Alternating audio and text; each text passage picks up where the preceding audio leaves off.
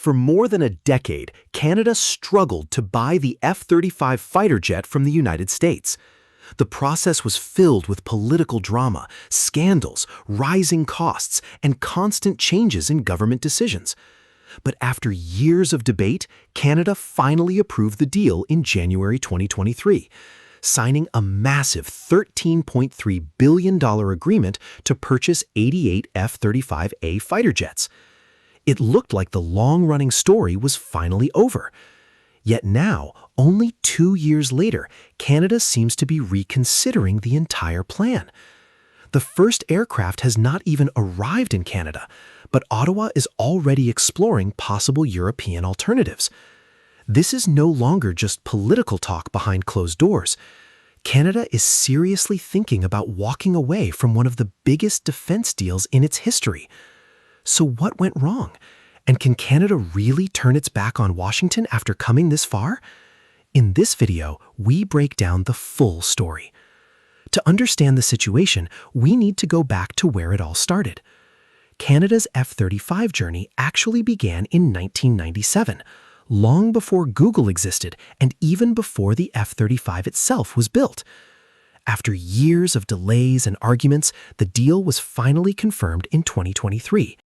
Canadian officials celebrated it as a historic moment. Then Minister of National Defence Anita Anand called it the biggest investment in Canada's Air Force in over 30 years. The government promised stronger air power, thousands of new jobs, and hundreds of millions of dollars in economic benefits. Canadian leaders proudly claimed the F-35 was the best fighter jet at the best possible price for the country. The United States also welcomed the agreement with excitement.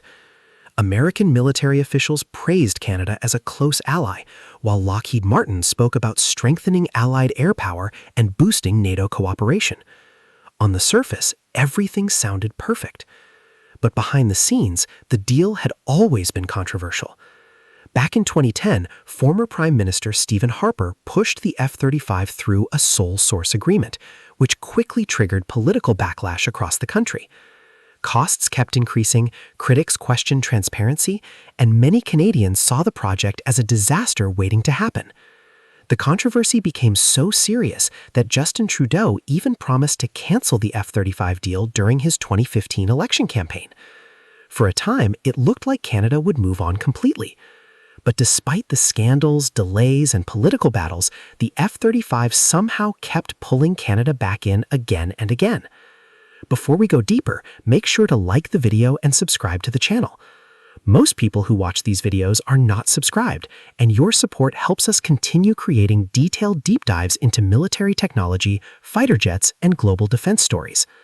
By 2017, Canada decided to restart the entire fighter jet competition from scratch.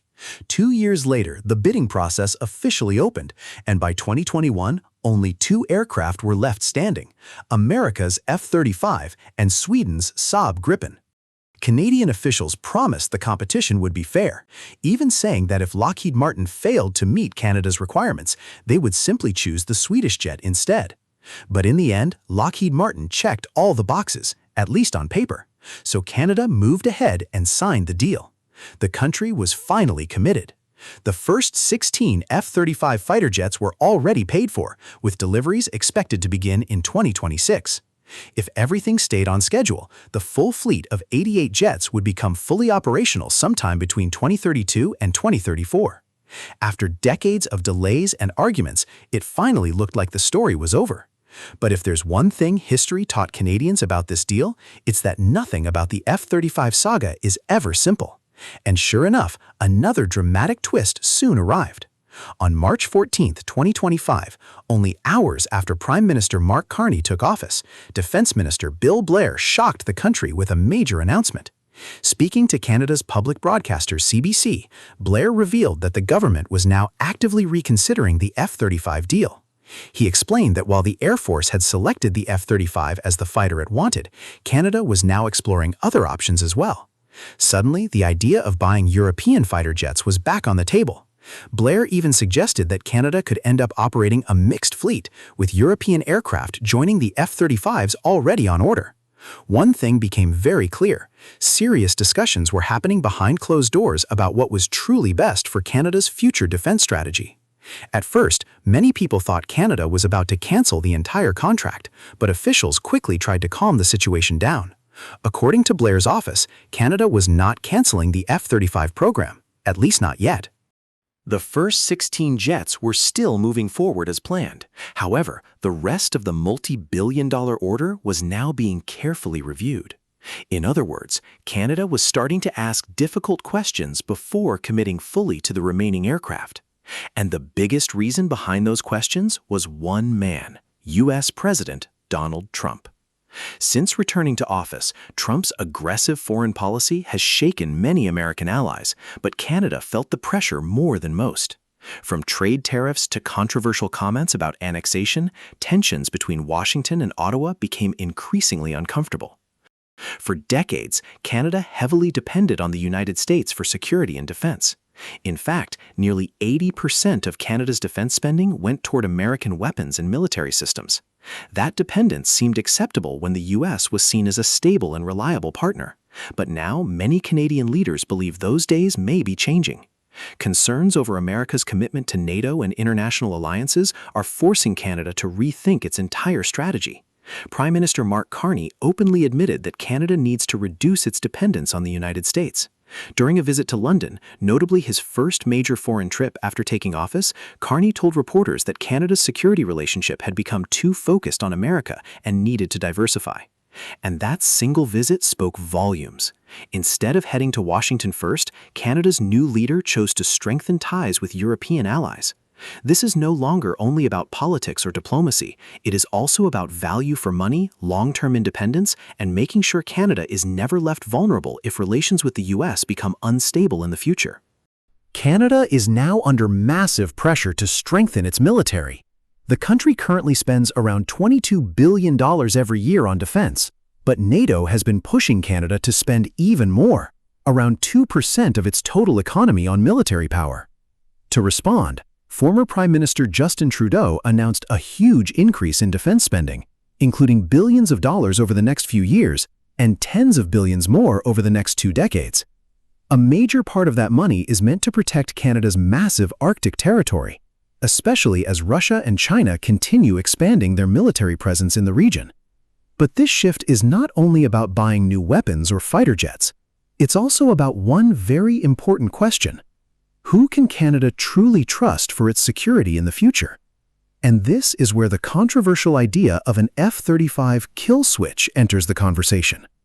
Over the past few years, rumors have spread claiming that the United States could remotely disable the F-35 fighter jets if relations with another country ever collapsed. Both the U.S. government and Lockheed Martin strongly deny that such a switch exists. They insist there is no secret button that can suddenly shut down the aircraft. But even without a literal kill switch, many experts say Canada still has good reasons to worry. The F-35 depends heavily on American software updates, spare parts, technical support, and maintenance systems. Without constant support from the United States, the jets could quickly lose effectiveness over time. In simple words, the aircraft might still fly, but operating them properly during a real conflict could become extremely difficult.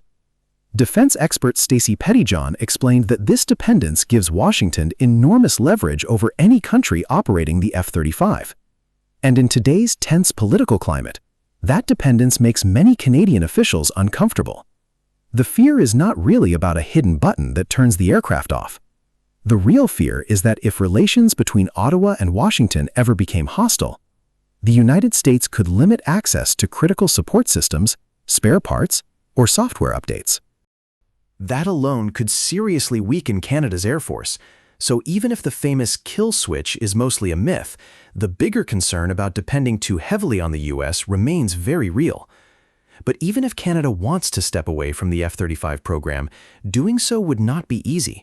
The country has already paid for the first 16 fighter jets, meaning a full cancellation would likely come with huge financial penalties. And the bigger problem goes far beyond money. Canada's aerospace industry is deeply connected to the F-35 program itself. Since the late 1990s, Canada invested hundreds of millions of dollars into the project, allowing Canadian companies to win major contracts connected to the aircraft's global supply chain. Walking away now could put billions of dollars and thousands of jobs at risk. One company especially worried about this possibility is Bombardier. Its CEO, Eric Martel, warned that canceling the F-35 deal could trigger serious backlash from Washington. Bombardier works closely with the U.S. defense sector and holds valuable Pentagon contracts involving surveillance and communication aircraft. More than 60% of the company's business depends on the American market. Even more importantly, Bombardier's aircraft are built using thousands of parts supplied by companies across the United States, including wings from Texas, avionics from Iowa, and engines from Indiana. In total, the company depends on nearly 2,800 American suppliers spread across dozens of states. If tensions between Canada and the U.S. suddenly escalated, that entire supply chain could face disruption, creating major economic damage for one of Canada's biggest aerospace companies. And then there's the military side of the problem. Some Canadian leaders may want to reduce dependence on Washington, especially after years of political tension and uncertainty under President Donald Trump. But many defense experts warn that distancing Canada too far from the United States could also create serious risks for the country's long-term security. Canada and the U.S. have worked together militarily for decades through NATO and North American defense agreements. Breaking away too aggressively could weaken those partnerships at a time when global tensions are already rising. So now Canada finds itself trapped between two difficult choices: remain dependent on the United States or take the risk of trying to build a more independent defense future. Defense expert Richard Shamuka believes Canada could make a huge mistake by walking away from the F-35 program. According to him, abandoning the jet and all the advantages that come with it could weaken Canada's military power and damage the country's long-term security interests. He even described the idea as cutting off our nose to spite our face. But despite those warnings, many Canadian officials still believe there may be better options available, especially if they can find a fighter jet that gives Canada more independence from the United States. And that brings us to the biggest question of all. If Canada leaves the F-35 program, what aircraft could possibly replace it? The first fighter that immediately returned to the spotlight was Sweden's Saab JAS-39 Gripen E. And honestly, it's easy to see why.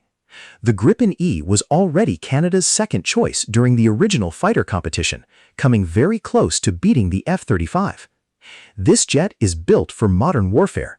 It's a highly advanced multi-role fighter capable of air-to-air combat, ground attacks, and reconnaissance missions all in one package. Despite being smaller than many other fighter jets, the Gripen E is packed with serious firepower and technology. Powered by the GE F414G engine, the aircraft delivers massive thrust for high-speed combat missions. It carries a powerful weapons load, including advanced Meteor long-range air-to-air missiles and IRIS-T missiles designed for close combat. In simple terms, this jet is designed to spot enemies early, strike fast, and disappear before opponents even understand what happened. And perhaps most importantly for Canada, the Gripen E was practically designed for harsh northern conditions. Saab has repeatedly promoted the aircraft as perfect for Canada's climate and air defense needs. The company even offered to build the jets inside Canada and share valuable technology and intellectual property, something the Americans were far less willing to do with the F-35. That sounds like a dream scenario for Canadian independence. But there's one massive problem. The Gripen E still depends heavily on American technology. Its engine and several key components come from the United States, and because of that, Washington could still block exports or restrict support if political tensions ever escalated. In other words, even Canada's independent alternative may still require American approval behind the scenes.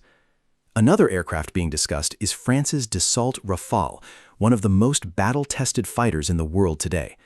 Built by Dassault Aviation, the Rafale has been used in real combat operations since 2007 and serves with several countries, including Egypt, India, Qatar, and the United Arab Emirates. Unlike the Gripen, the Rafale has already proven itself in wars and military operations across multiple regions. It can perform almost every mission imaginable: air superiority, ground attacks, reconnaissance, anti-ship strikes, and even nuclear deterrence. This flexibility makes it one of the most respected fighter jets currently flying. The Rafale also brings impressive performance. It can fly at speeds close to Mach 1.8, carry huge amounts of weapons, and remain highly agile during combat. Its twin-engine design gives it extra power and survivability in dangerous missions. But once again, Canada runs into another problem: compatibility. The Rafale's systems, radar, and electronics are very different from the equipment already used by the Royal Canadian Air Force and NORAD, the joint North American defense system shared with the United States. Integrating the French jet into Canada's existing military infrastructure could become extremely expensive and complicated. In fact, Dassault Aviation likely understood these difficulties long ago, which is one reason the company withdrew from Canada's fighter competition back in 2018. Still, the Rafale has one major advantage that makes it attractive to some Canadian leaders. Compared to the Gripen and many other Western fighters, it contains far fewer American-made components. That means Canada could potentially operate the aircraft with much less dependence on Washington.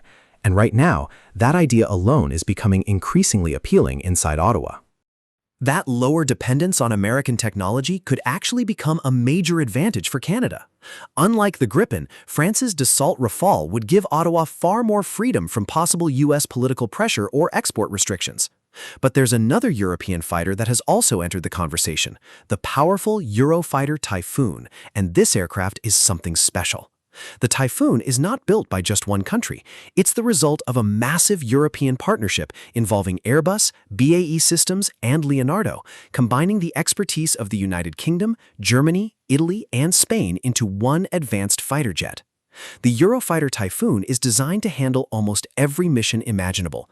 It can dominate enemy aircraft in the sky, strike ground targets, and perform reconnaissance missions, sometimes all during the same operation.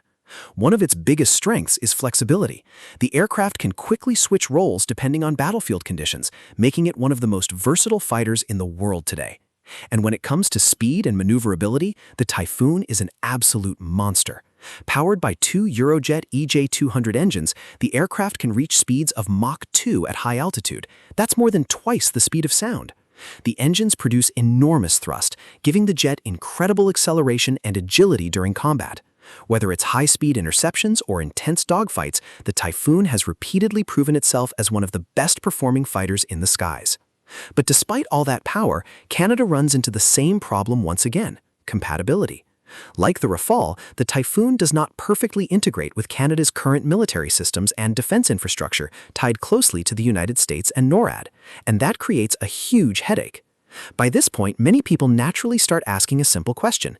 If none of these foreign jets fit Canada's needs perfectly, why doesn't Canada just build its own fighter aircraft instead?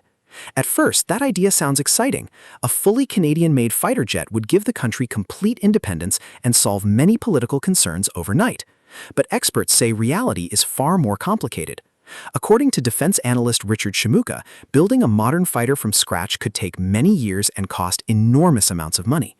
Even if Canada started immediately, the aircraft likely would not be ready until long after President Donald Trump leaves office, and timing is only part of the problem. Canada's military is much smaller than those of major global powers, meaning the country still depends heavily on cooperation with allies to remain effective in modern warfare. In simple terms, Canada may not even be able to design a fighter that fully works with NATO systems without major American involvement anyway.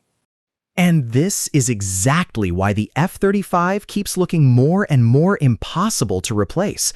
The deeper Canada looks at other options, the more obvious it becomes just how important the jet really is. It's almost like that one tool you take for granted until you try replacing it and suddenly realize nothing else works quite the same way. Naturally, Lockheed Martin understands this very well, and the company is using that fact to its advantage.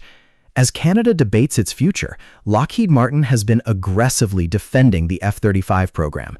The company described the aircraft as the most advanced and connected fighter jet in the world, designed specifically for modern warfare and NATO operations. But Lockheed is not relying only on marketing words. Behind the scenes, the company has reportedly offered Canada a new deal, one that includes creating more jobs inside Canada if Ottawa commits to buying the full fleet of 88 F-35s. According to reports, this move is designed to appeal directly to Canada's economic priorities by promising skilled jobs, industrial growth, and long-term investment inside the country. And honestly, Lockheed Martin has strong reasons to fight hard for this contract.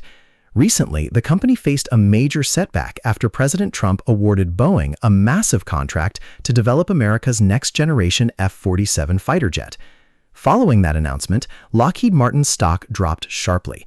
Losing Canada's F-35 deal on top of that would be another huge blow. But the bigger fear for Lockheed goes far beyond Canada itself. There are growing concerns that if Canada walks away from the F-35, other NATO countries could begin reconsidering their own purchases as well. In fact, some signs of that are already appearing. Portugal has reportedly started rethinking its own F-35 plans, while many European countries are increasingly trying to strengthen their domestic defense industries instead of depending entirely on American weapons. Still, several NATO members continue backing the F-35 very strongly. Countries like the Netherlands, Norway, and the Czech Republic are moving forward with new purchases, believing the aircraft remains critical for NATO cooperation and future military operations. And at the end of the day, this is where Canada faces its biggest dilemma. No matter how attractive European alternatives may seem politically, the F-35 still offers capabilities that no competitor can fully match. Its stealth technology, advanced sensors, and battlefield networking systems are considered essential for protecting Canada's massive northern territory and working closely with American forces during high-risk missions.